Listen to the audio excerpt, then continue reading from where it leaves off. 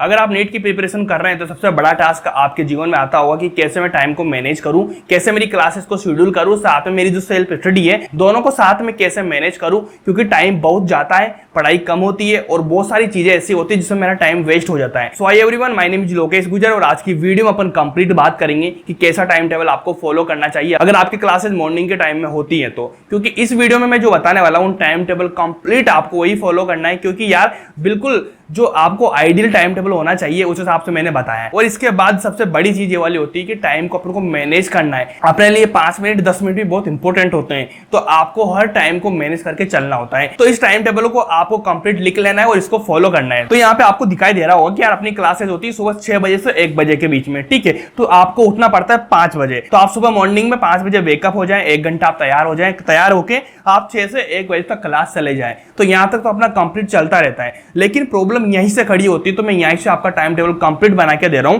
तो यार देखो 6 से 1 बजे तक आपको क्लास करके आना है। अब 1 से 2 बजे तक का जो टाइम होता है अपने पास में 1 घंटा, इस 1 घंटे में आपको क्या करना है, आके रूम पे पहुंचना है, हॉस्टल पहुंचना है। पहुंचने के बाद में आपको कंप्लीट खाना खाना है, ठीक है। आपका लंच होगा, लंच होने के बाद में आपको थोड़ा सा 15-20 मिनट रेस्ट कर लेना है। अब सबसे बड़ी प्रॉब्लम क्या होती है, जो ये 1 घंटा होता है ना, यहाँ पे लोग क्या करते हैं कि धीरे धीरे क्लास से आएंगे, ठीक है, रुकते रुकते क्लास से आएंगे, कभी दोस्तों से बातें करते हुए क्लास से आएंगे, आते हुए 1:30 से 2 बज जाते हैं उनको रूम पे पहुंचने में। फिर उसके बाद वो खाना खाएंगे, खाना खाने के बाद फिर वो रेस्ट करेंगे, थोड़ी देर फोन चलाएंगे। ऐसे करते हुए उन क्या कर देते हैं, वो 3 से 4 बजा देते हैं अपने इसी टाइम पे। तो देखो अगर आपने ऐसा किया तो फिर तो आपका टाइम बिल्कुल भी मैनेज नहीं हो पाएगा, क्योंकि यार यही टाइम होता है जो आपको सेविंग करना होता है। क्योंकि टाइम मैनेजमेंट का मतलब यही चीज होती है कि आपको टाइम को कैसे मैनेज करना है। क्योंकि अगर ये वाला घंटा आपने सही से यूटिलाइज किया तो आपका सारी प्लानिंग पूरे दिन की बहुत बेस्ट हो जाएगी और आपके लिए हेल्पफुल बनने वाली है। तो आपको ध्यान रखना है इस 1 घंटे का 1 से 2 बजे का जो टाइम है, इसको कंटिन्यू प्रॉपर्ली आपको फॉलो करना है कि आपको 1 घंटे में रूम पे पहुंच के खाना खा के रेस्ट कर लेना है।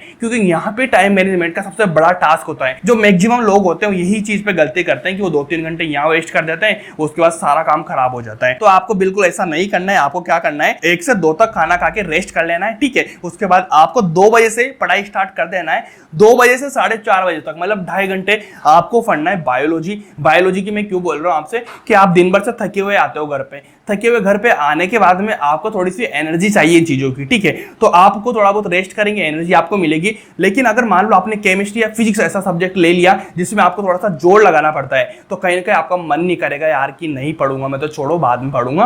क्योंकि यार जहां पे ज्यादा लोड होता है ना, तो वहां पे क्या है, इतनी थके हुए चीज में नहीं हो पाती चीजें। तो इसके लिए सबसे बेस्ट है कि आपको ऐसा सब्जेक्ट चुनना है जो आपके लिए हेल्पफुल होता है और आपको थोड़ा इंटरेस्ट बनता है उसमें और ज्यादा लोड नहीं आता हो आपको।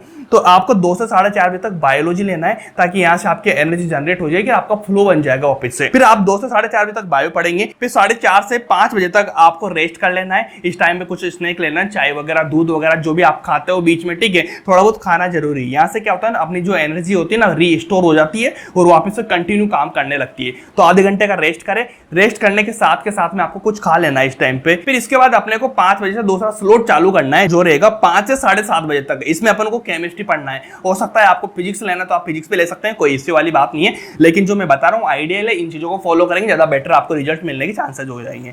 तो आपको 5 से 7:30 बजे तक, मतलब 2.5 घंटे आपको केमिस्ट्री पढ़ना है। केमिस्ट्री आप पढ़ेंगे, अच्छा आपको लगेगा चीजें, क्योंकि यार धीरे धीरे लेवल अपना बढ़ता जा रहा है, तो चीजें इस तरह से चलेगी, ज्यादा बेटर रहेगा। फिर उसके बाद 7:30 से 8:30 तक जो रात का टाइम रहेगा, इसमें आपको डिनर कर लेना है। घर पे अपन को बात करना है, किसी से आपको फोन पे बात करना है, फोन चलाना है, कुछ भी आपको करना है 1 घंटे में कर लीजिए, क्योंकि आपको टाइम बचाना होगा। जो चीजें एक्स्ट्रा चीजें हैं, पढ़ाई में तो अपन को प्रॉपर टाइम देना ही होगा, लेकिन जो एक्स्ट्रा चीजें हैं उनमें अपन को टाइम बचाना होगा। तो जो डिनर के टाइम होता है, दिन का रेस्ट होता है, इनमें अपन को टाइम बचाना पड़ेगा। जहां पे 2 घंटे के काम हो रहा होगा उसको 1 घंटे में करना होगा। जो 1-1 घंटा बचेगा अपना, उस 1-1 घंटे को अपने स्टडी में यूटिलाइज करेंगे। तो अपने को देखो सबसे इंपॉर्टेंट चीज क्या है, पढ़ना और सोना, ये दोनों चीज बहुत प्रॉपर्ली होना चाहिए। अगर आपका स्लीप साइकिल अच्छा चल रहा है और आपकी स्टडी हाउस अच्छे चल रहे हैं तो फिर कोई दिक्कत नहीं है। जो एक्स्ट्रा चीजें इनमें टाइम बचाओ और इनमें प्रॉपर टाइम दो। और बच्चे सबसे बड़ी गलती क्या करते हैं, या तो अपनी स्लीप में टाइम कम करेंगे या फिर अपनी स्टडी में कम करेंगे, बाकी फोकट की चीजों में ज्यादा टाइम लगा देंगे। तो ऐसा नहीं करना है, वरना टाइम मैनेज नहीं हो पाएगा फिर तो आप, ठीक है। तो आपको 7:30 से 8:30 तक रात का डिनर कर लेना है और घर पे बात करना है, कर लो, रेस्ट कर लो, जो भी आपको करना है। उसके बाद कंटिन्यूटी, यहाँ पे भैया डिसिप्लिन बहुत मैटर करता है, यहाँ पे डिसिप्लिन बनाना पड़ेगा आपको। फिर यहाँ पे 8:30 से 11 बजे तक आपको फिजिक्स पढ़नी है, क्योंकि यार ये जो डिसिप्लिन है आपको बहुत रखना पड़ेगा। 1-1 मिनट इंपॉर्टेंट है और आपका डिसिप्लिन सबसे मेन चीज होती है। आपको कंटिन्यू अपने टारगेट पे पे स्टिक रहना पड़ेगा, तभी जाके चीजें मैनेज हो पाएगी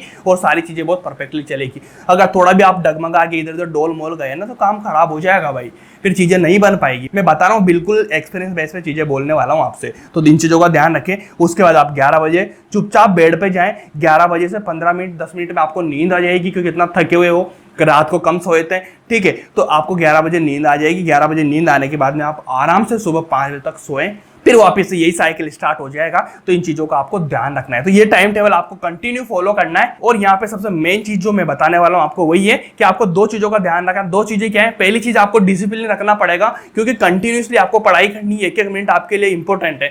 दूसरी चीज है, आपके पास में 2 टाइम होते हैं, ठीक है। एक होता है दिन का, जब आप क्लास से आ रहे हो तो वहां पे बच्चे 2 से 3 घंटे बर्बाद कर देते हैं, तो आपको वो नहीं करना है। वहां पे 1 घंटा ही आपको लगाना है जो अपने डेली वर्किंग में काम आते हैं। उसके बाद जो रात का टाइम होता है डिनर का, वहां पर भी ये बच्चे क्या करते हैं, खाना खाएंगे, दोस्तों से बातें करेंगे, फोन चलाएंगे, कुछ क्या करेंगे, शाम को घूमने निकल जाएंगे, तो इनमें टाइम वेस्ट हो जाएगा, टाइम प्रॉपर्ली नहीं हो पाएगा। तो मैं उम्मीद करता हूं कि 450-500 नंबर पे स्टिक ना होके अपन को 650, 620, 630 नंबर सिलेक्शन का हो जाए। अगर आप ऐसी मक्कारियां करेंगे तो आपका इसको 550, 580, 570 रह जाएगा, जो किसी भी काम का नहीं है। उसके बजाय आपका 10 नंबर 20 नंबर भी आ रहे हैं, काफी है, कोई दिक्कत वाली बात नहीं है। क्योंकि कंपटीशन में होता है क्या, यहाँ पे 2 रास्ते चलते हैं, या तो सिलेक्शन या फिर नहीं सिलेक्शन, 20 का कोई मतलब नहीं है। तो आपको ध्यान यही रखना है कि आप कंटिन्यू मेहनत करें, बहुत अच्छे से करें। उसके बाद सबसे बड़ी गलती एक और करते हैं बच्चे, जब 11 बजे मैंने बोला सो जाना, तो 11 बजे जाएंगे, जाके फोन चलाएंगे, फोन चला के रील देखने लगेंगे, कोई क्या करने लगेंगे, यूट्यूब देखने लगेंगे। तो भैया रील देखते देखते देखते देखते पता भी नहीं चलेगा कब 1 बज गए रात के, ठीक है। 1 बज जाएगी रात के, फिर उसके बाद लेट सोएंगे, सुबह 5 बजे नींद नहीं खुलेगी, फिर बोलेंगे भैया 1 क्लास के बाद चला जाऊंगा मैं तो पढ़ने, ठीक है, पहली क्लास को अटेंड नहीं करूंगा।